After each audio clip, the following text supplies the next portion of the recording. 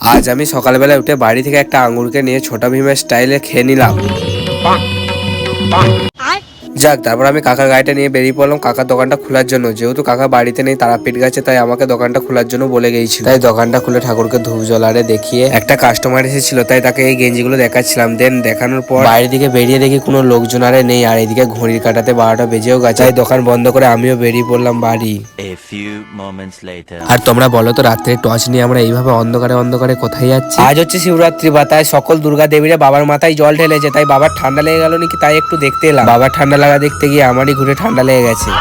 তারপর চয়ন, সূর্য, আমি তিনজন মিলে একটু রসুলপুর চলে এসেছিলাম। রসুলপুর থেকে কাজটা মিটিয়ে ওখান থেকে বেরিয়ে পড়লাম। তারপর আমাদের পাশের গ্রামে শিবরাত্রি উপলক্ষে একটা জোর মেলা হচ্ছিল, তাই 3টা ভিখারি মিলে ঢুকে পড়েছিলাম এই মেলার ভিতরে। আর ভিখারি কেন বলছি, আমাদের এই ড্রেস দেখে ভিখারি ছাড়া আর কেউ অন্য কিচ্ছু বলবে না। মেলাতে আমরা একটু লুকিয়ে লুকিয়ে ঘুরছিলাম, কেউ যেন আমার দিকে দেখে না নেয়।